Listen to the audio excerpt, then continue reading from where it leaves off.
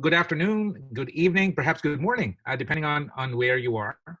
I actually want to begin by thanking Ingo for this opportunity to really engage in conversation. The conversation we're having is this idea about leading inclusively in a crisis and beyond. So the conversation we're having is not just about COVID-19. It's not simply about the situations that we find ourselves in. To me, it's a bigger and broader question, which is, what is the value proposition of meaningful and engaging leadership at any given situation? I want to suggest, by the way, that the real crisis is not COVID-19. The real crisis is leadership itself. I think we have a plethora of really mediocre leaders and perhaps leaders that are both living foolishly and dangerously, that people think of leadership as an enterprise as being faulty. So I want to say to you that the malpractice of leadership is getting us into trouble way more than COVID-19 is. I want to start there. Let me locate myself into this conversation, if I may. I want to recognize the land on which I am sitting, the land on which I live, the land on which my university operates, which is the University of Toronto.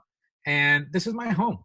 This is our office of the president, convocation hall, all that sort of good stuff. I see many of my former students online. Motaz, shout out to you.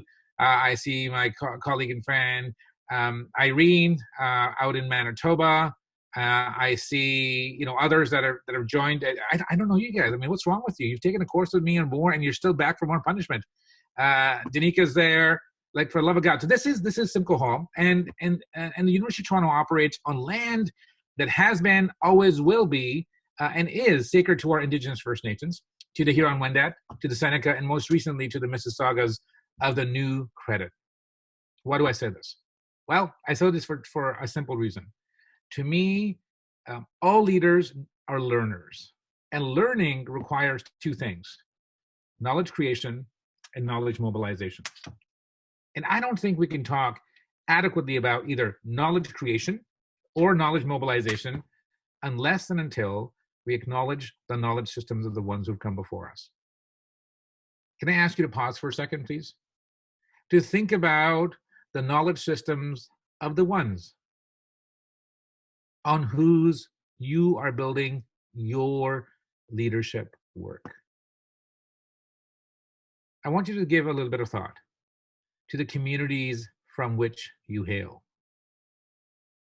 from the land in which you do your work and earn your living, from people on whom you rely for trust, for credibility, and fundamentally for a very specific thing that we don't speak enough about, and that's followership. So I want to begin by saying thank you to all of those who enable my success. I'm talking about my students first and foremost, my clients and colleagues with whom I interact and learn from, with whom I hope to have impact, but also those who have created knowledge before us. And I say this because unless and until we have the humility as leaders to understand that essentially for leadership to be effective and inclusive, we have to answer this question. And this is not a rhetorical question. So here's my first question to you. What do leaders offer in return to followers? Think about this. Leaders are asking followers to offer them followership, to offer them allegiance, to offer them their attention, to offer them their votes or their resources, or in this case, in the COVID-19 situation, we are agreeing to a behavioral contract. And this is a behavioral contract that requires massive adjustment on all of our parts. So I want to ask you this really. You can send this over messaging. What do you think leaders actually give followers in return for the followership? Yes, type in your responses, please. Can I also introduce my colleague and friend, Anna Sophia, who's online? Anna Sophia, do you want to say hello? Oops. Hello, everyone. My name is Anna Sophia Barros. I'm the project coordinator, Equity, Diversity, and Inclusion, working with Professor Nouman Ashraf at the Rotman School of Management. Excellent. And we're both founders of the Ingo Route fan club. So, all right. So we have, did I chat? Let's see. Good. Hello, Tamara. Tamara says hope and inspiration. Lovely. Others, let's keep this going. What else are leaders giving their followers in response for followership? I see some people moving around the screens. I don't know if you're typing or what. Good, and that's feedback, excellent. For sure, I think the most effective and impactful leaders do in fact offer feedback to their followers. Okay. Sorry, for me the chat is disenabled. So. Same, sorry, same here. Same here. Okay. Ingo, can you help us out with that? Is that possible? I'm on it. It's the new troll measures, so just give me a second here. Allow participants to chat. You should be all able to chat now. Okay. Thank you for bringing it up. And I'm going to say to the trolls, haters gonna hate. Whatever. Okay, now we are... Good. So feedback, support, direction, opportunities, guidance, a way forward, strategic vision. Someone's working strategy. A sense of community. So Aisha, direction, so Strang. Maria says professional and personal growth and development. High five to you for that. Lovely. Support, encouragement and support, encouragement, hope and trust in our society. Amen to that. Listening, yeah, being heard. Hope, community and growth, trust, opportunity and growth. Understanding, empathy. So much empathy, there's two M's in there. I like it. I like it. Visibility, co-creation, support, direction, guidance, empathy, presence, buffer to noise of many, foci, honesty. All right, cool. So here, all these are great answers, and I agree with all of them. Here's something I have not heard yet that I want to put out there. And that is, I believe that fundamentally what leaders do is they offer them the promise of impact. Not impact, but promise of impact. Because to me, impact itself is a collective endeavor. Now, think about that for a second. All right, let me close this thing. This is a question all of us are asking right now. I can't remember, do I work at home or do I live at work? Right? And I actually think that what the COVID situation, social distancing, physical distancing, staying at home has required for us to do is to interrupt our dominant models of how we think about these two things, home and work. I also think it has put a real focus on the question of leader and follower. Because if we think about all the privileges that we have enjoyed pre-COVID-19, we all have routines that we actually engage in mindlessly. And this has asked us actually, not just to stop, but to be more mindful about how we engage with others from whom we're seeking followership. So here's my contribution to this dialogue. I want to suggest to you that the thing that COVID-19 has shown all of us, has highlighted for me anyways, is what I call privilege inequity. How much inequity there is in terms of the privileges that we enjoy. So this is actually part of a home office that I am communicating and broadcasting to you from. A lot of folks don't have this privilege. I can move from this home office to another home office. That's an enormous amount of privilege. Having bandwidth, right, to be able to communicate this globally, that's a privilege. Having a laptop with a fancy camera, that's a privilege. Having childcare, that's actually interrupted. I should warn you, by the way. I have a 4-year-old, almost a 4-year-old, who will come and join us at any time. And I think that's a privilege. So I'm going to engage him in conversation. So don't be alarmed. Just kind of, play along, please, and thank you. Can I ask you to share with us what privileges have you become more mindful of through this exercise? What's made you more mindful of, what are the kinds of things, right? And what do you think you are doing with that knowledge? So let me go to the chat. Oops. So somebody asked me what I think a good leader is. We'll talk about that in a second. Where's the chat? Chat. Whoops. Nope.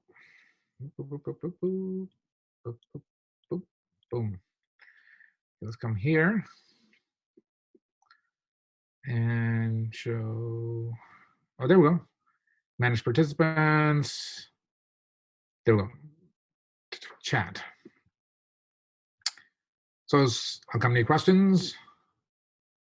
The skills I've learned to stay grounded, the technology I have, a happy home, food, of course, toilet paper, thank you, Joanne. My health.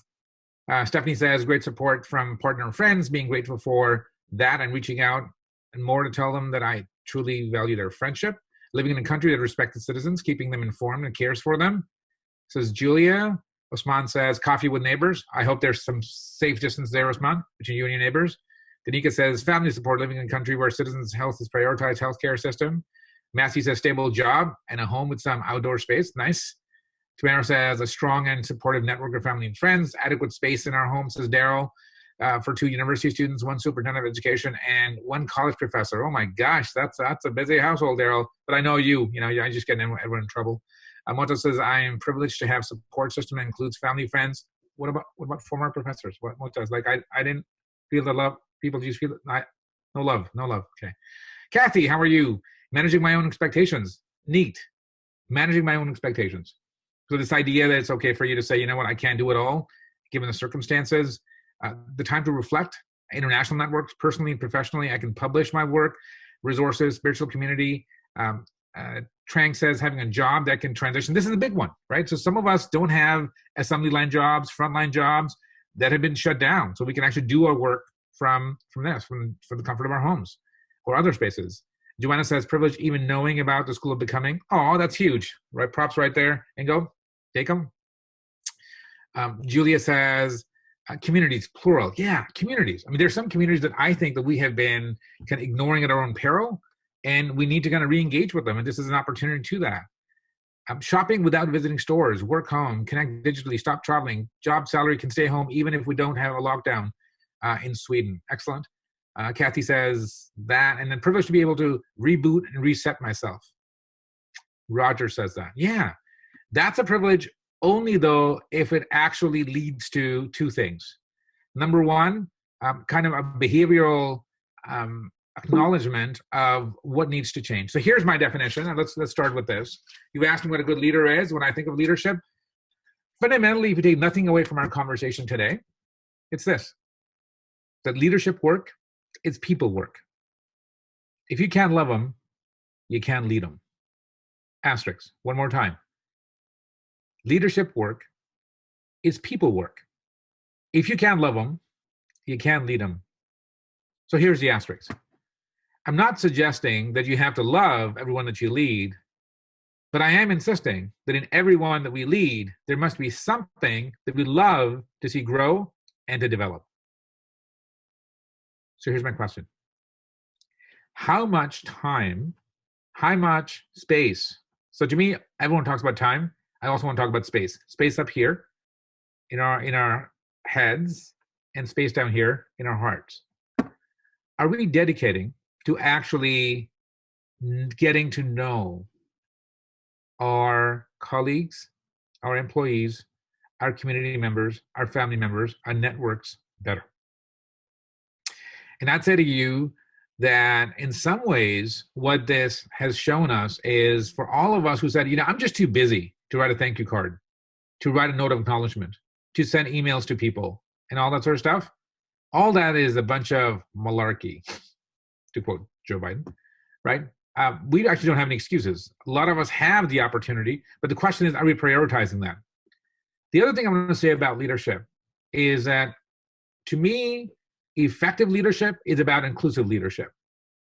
Effective leadership is about making others feel that their voice matters, that their story is worthy of not just being heard, but actually of amplification. And to me, what's important about that is to say, how do I create the space? And how do I hold space for people to tell their stories? So can I ask you some questions? How do you do that? How do you create the space for people to actually share their stories? So there are people that are having martini parties through Zoom. I know in my community, as Ramadan starts tomorrow, people having virtual iftars. I don't get that. Like, I mean, anything that involves food can't really be virtual. We can do the social part, but the food part, I mean, I can't double click on a PDF and, there we go. I have a samosa in my hand. I don't think I can do that. What are you doing in terms of using this opportunity to really do two things? Create and hold space for people to share their perspectives, and equally amplifying them. What are some thoughts? I'm going to go to the chat. Let's go to the chat here.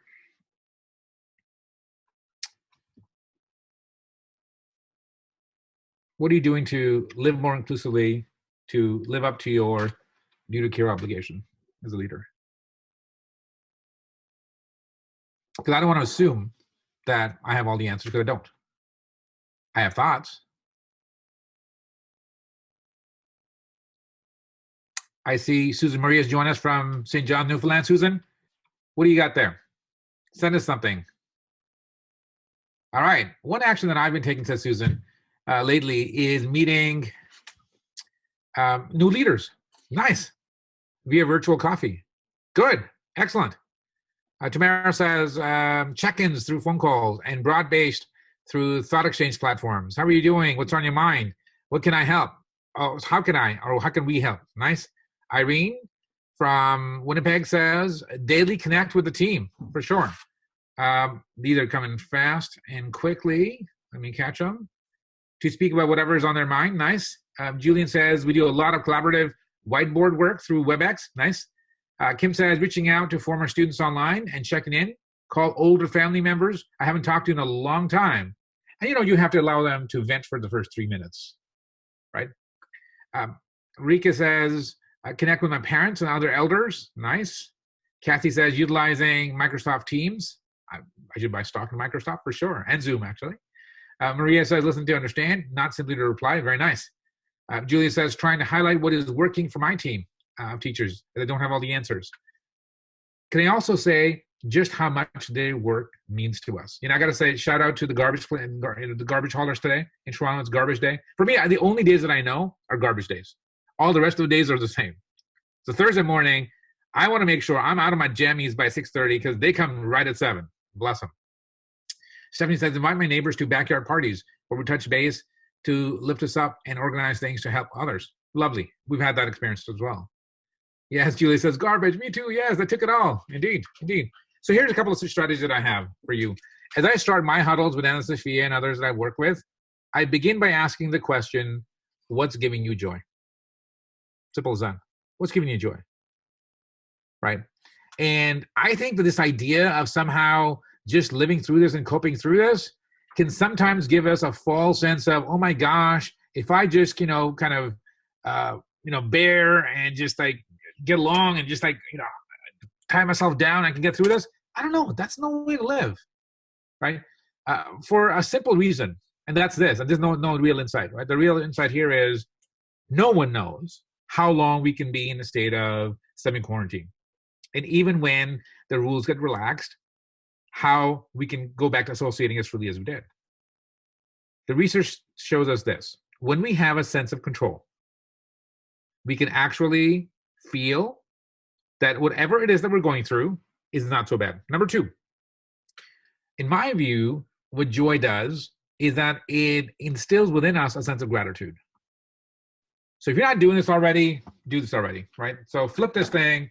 Instead of kind of doing what you love what you do. Right? So really say, what do I want to bring into my day every single day, right? That brings me joy. A third tip. I actually want you to be proactive in reaching out to people that are outside of your normative circles.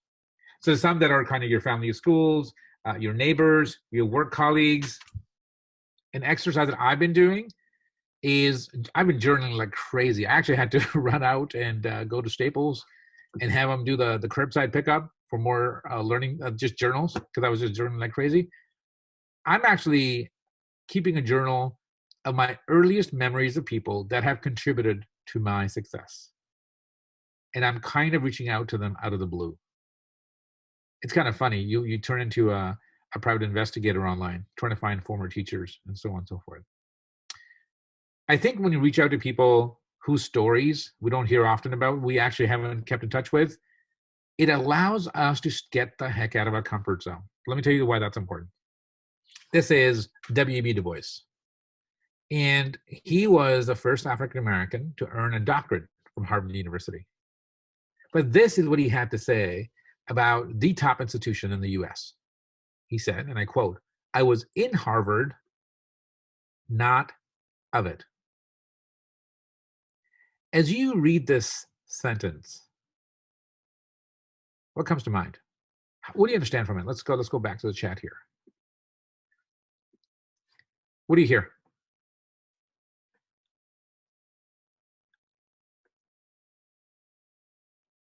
How do you process that?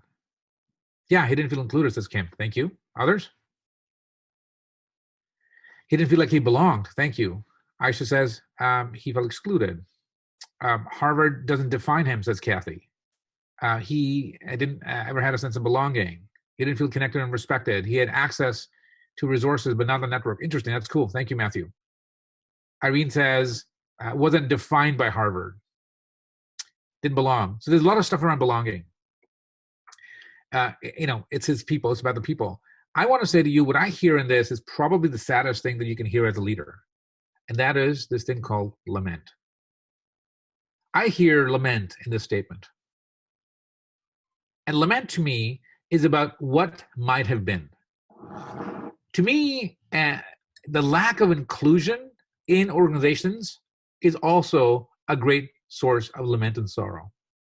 It's only when people feel that they can bring their fullest selves to the conversation can you really feel that in return for my followership, I'm getting something meaningful from the leaders to whom I'm giving this responsibility of trust.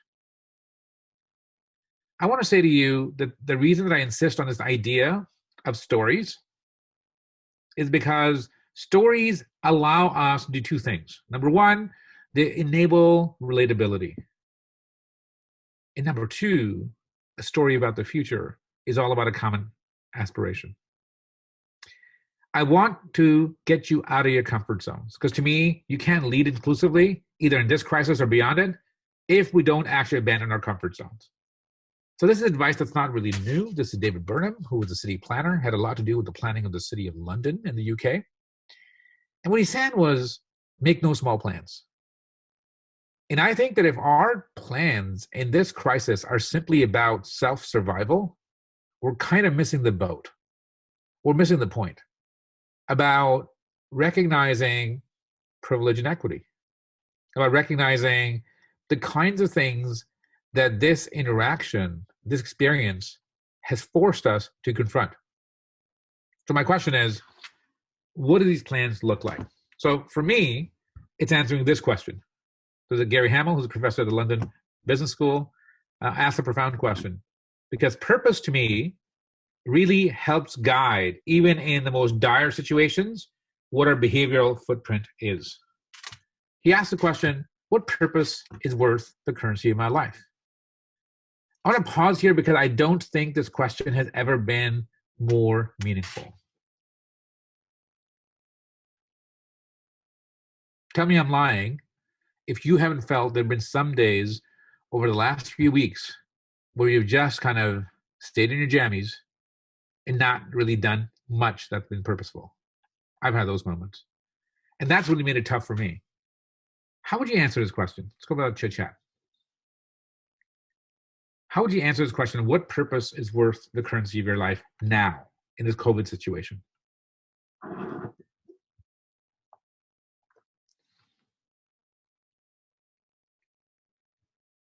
Ingo, how about you? Because I noticed that this initiative has come up precisely at the same time as we've been asked to engage in social distancing. Talk to us about what this meant for you. Yeah, to me, it meant, actually, it started with a conversation that I had with a friend who's an online marketer. And I was like, we are so privileged because for us, like, this is really, like, we can go on with our work. There's not much of a difference if we work online. But for a lot of people, a lot of colleagues, all of a sudden, like, the world changed dramatically.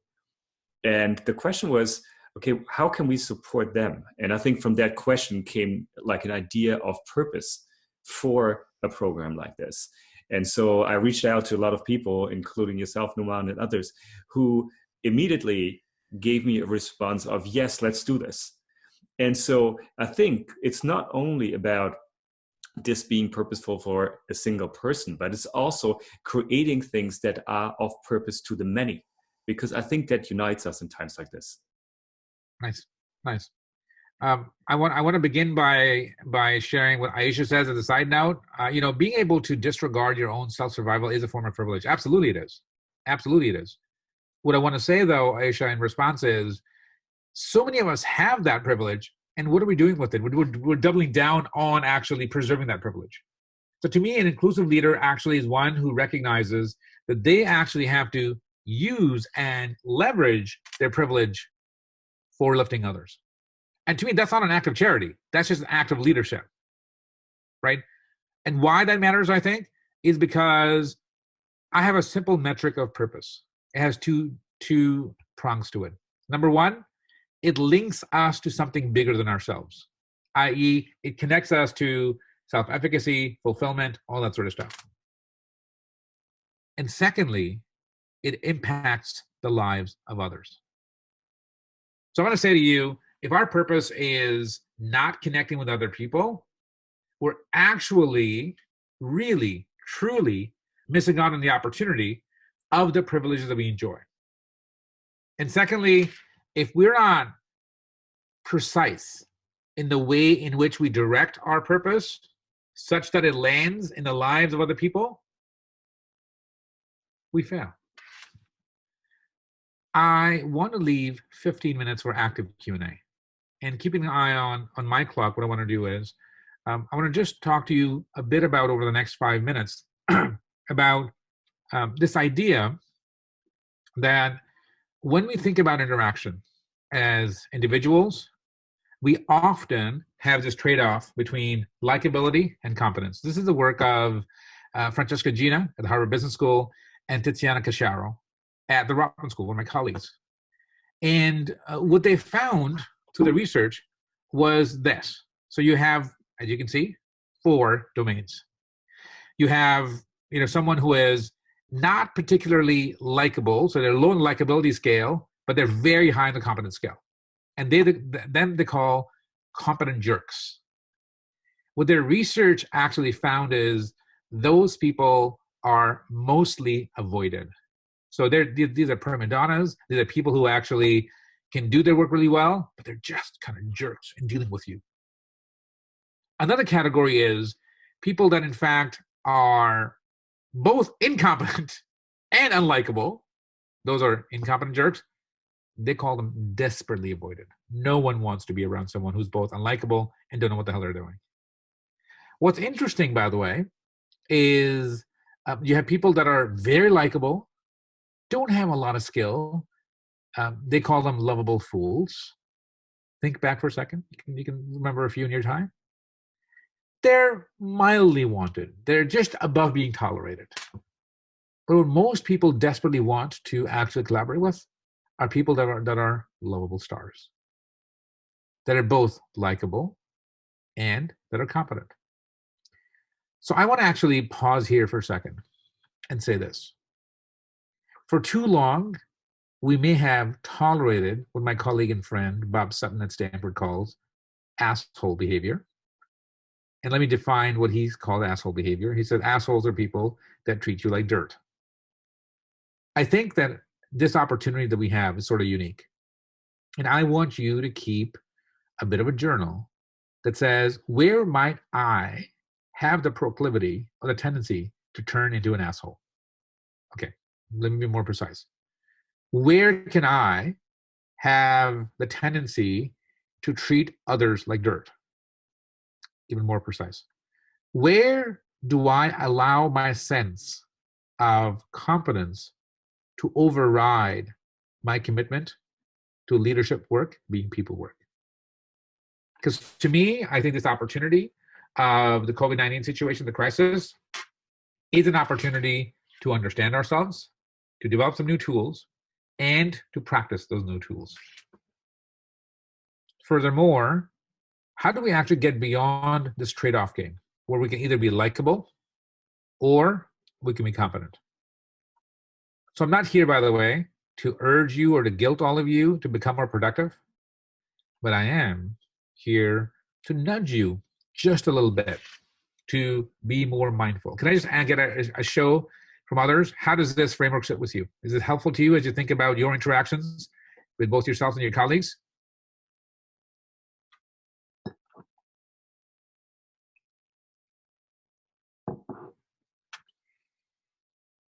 And you don't have to be leading them, just have to be working with them. I see people from the education sector. You've got some? Oh, someone, Julia said it'd be interesting to put it in the context of politics. Oh, I think I know where you're going with this, Julia, but we'll keep this PG-13. Yeah, Aisha said it's very helpful. Roger says good stuff.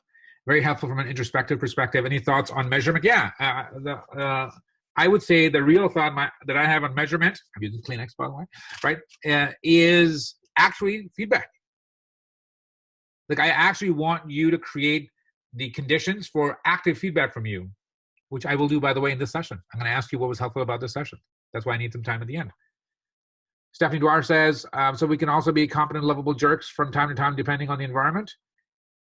Yeah, it's a great question. So I call this style flex. So this is why I'm not a big believer in these diagnostic tools, because many of them are like card reading, tarot card reading with a little bit of instruments thrown in there. What I'm a stronger believer in is active feedback that you can monitor. So let me tell you one of my biases. I'm a strong believer in reflective practice, in particular journaling. And the reason for that is I think of journaling as literally a selfie of your mind and how you think in the moment. And by having those journals, I've got a bunch of them I can show you, but maybe not, and learn too much about me. You begin to see how there is an evolution in your thinking and your doing. And the same is true around feedback. Troy says, yes, very helpful, finding the balance between wanting people to like me and tell them what they need to hear. I love this, Troy. This idea of likability, wanting to be loved, gets into trouble all the time. Can I also say to you, it has a step sibling, and that is wanting to be seen as good people. Wanting to be seen as good people allows us, when it comes to being inclusive, to just play it safe. And the moment people say, I don't think that was particularly inclusive of you, we get back to, whoa, I'm one of the good guys. I'm on your side. Some of my best friends are. I actually don't care. We have to lean into the discomfort of feedback. I love the idea of reflective practice and journaling. So Cindy said, it's a trick to do both, to keep them confused. Cindy, what are you talking about? Susan says, thinking aloud, to lead something recently for the right reasons, I had to be tough. Yeah, Susan's right. So to me, tough does not mean mean, right? You can actually be fair and objective and clear and still get feedback. Anna Sophia, she reports to me, and there are times when I'm tough. Is that true, Anna Sophia? I hope never mean. But anyways, we'll talk about that in our next performance review. But I also think performance reviews go both ways. Or they need to. Michelle said, what are some specific examples of meaningful feedback? Michelle, I love you. I don't know you, but I love you. Because I think that's a terrific question. So let me spend literally the last 3 minutes on this thing. If you have not picked up this book called Radical Candor by Kim Scott, Scott, I highly recommend it. It's the American spelling, Candor. And what Kim's contribution has been to our thinking is that feedback needs to actually combine two dimensions. The first is, and I believe in starting with this, is care personally, deeply. And the second is challenge directly. So this is not that familiar sandwich. You know the sandwich I'm talking about? Compliment, smack, compliment. No, that never works. Because our brain functions on one of two principles. Primacy, so we only remember the praise, or recency, we only remember the praise. And to walk away with not having clarity on what was actually said. So I would say the following. The best example she gives in a book is of New York City in Manhattan. So she's walking there with other people, and there's this person with 5 dogs on leashes, and they're hogging the entire pavement. And Kim leans in and says, excuse me, I love your dogs and I see how well taken care of they are, but I worry that they actually might spill on over to the road and might get hit by someone. And could you also move to the side so no one tramples them? Because in fact, you're causing a backlog. What do you think was happening in the mind of dog owner? I think she was a dog walker, but whatever. They weren't seeing what was behind them. And many of us have that exact same experience, that we don't know what's happening behind us. And this is why feedback is so important in real time. So I think offering feedback needs to begin by demonstrating how we care personally for someone. And then asking the question, how do I give them feedback in a way that actually gets us to a place of common agreement? A question from May.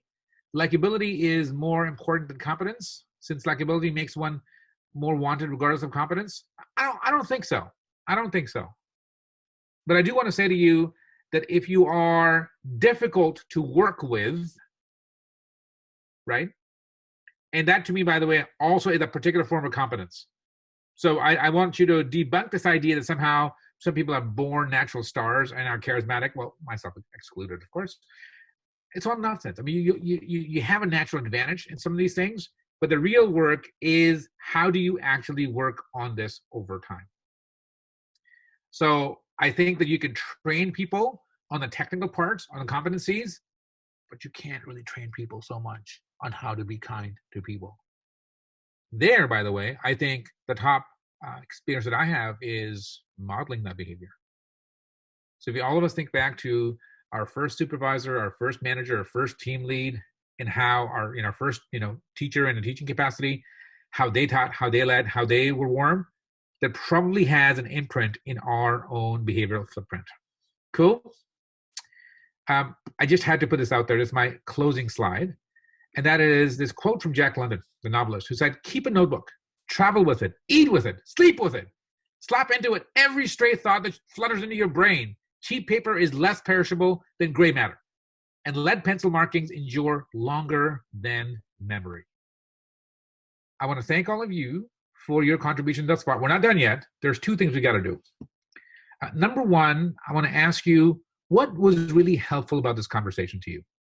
What really landed for you? And the other thing I want to ask you is, what are you curious about? What do you want to learn more about? I'm on Twitter. I'm on Instagram. I'm not on Facebook.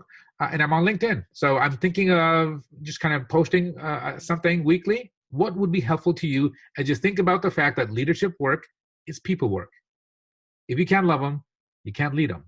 And to be an inclusive leader is to be an impactful leader. And that begins by actually creating and holding space for people to share their story and to amplify that.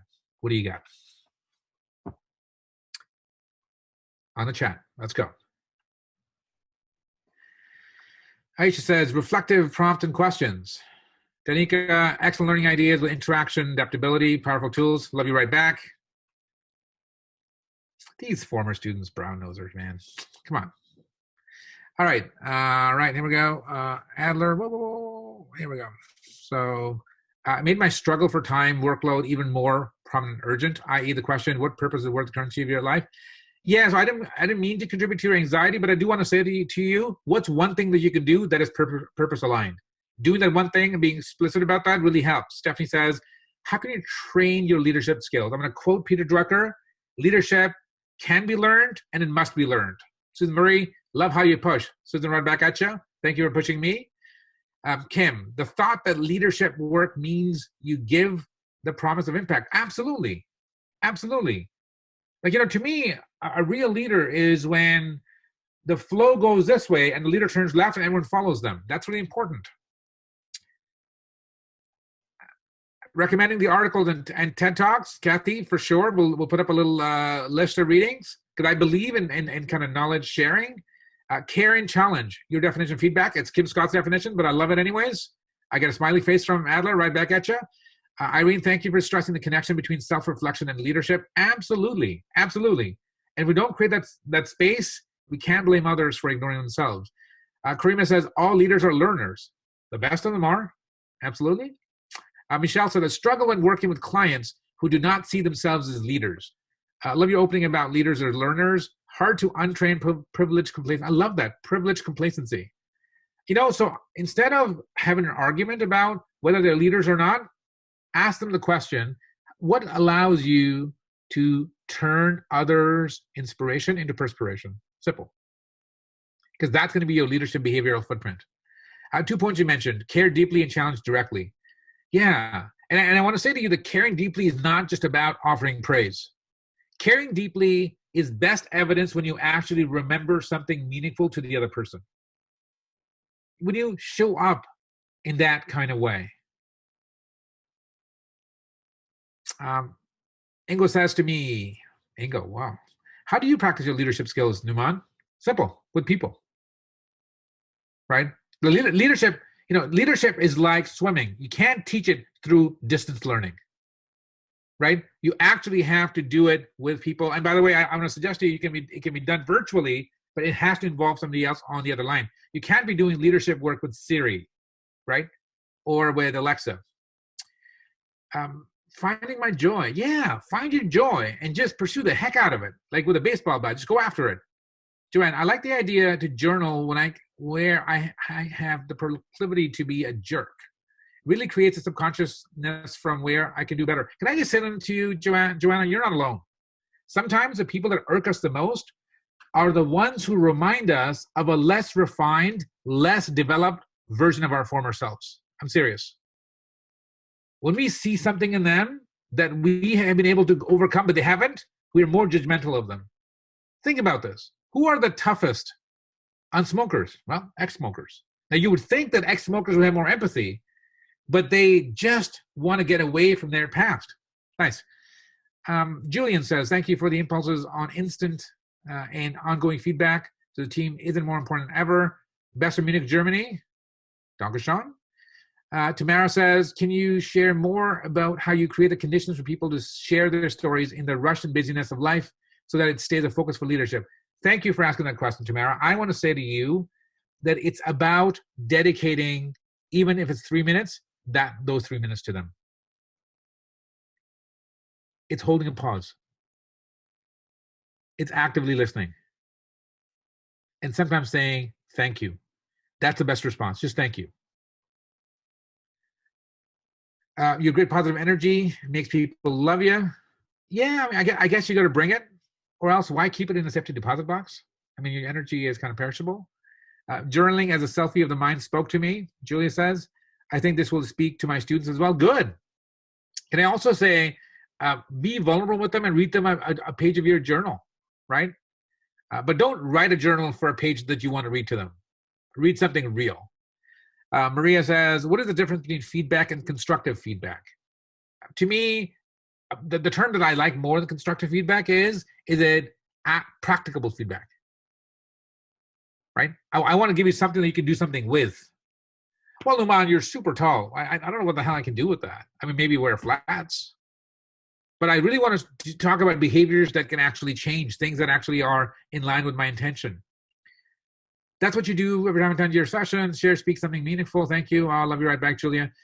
May says it's so important for leaders to be compassionate, yet many leaders are too busy meeting their KPIs to care about their people. So I want to say to you, May, if caring about their people is not part of the KPI, forget about it. You've got the wrong key performance indicators, right? People like Jeff Bezos and others have said, I just want to take care of my customer, which are my employees, and they will take care of the bottom line.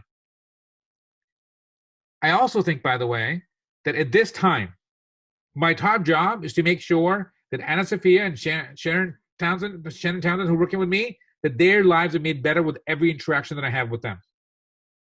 That's my top job right now. It's not to publish, it's not to prep for my next session.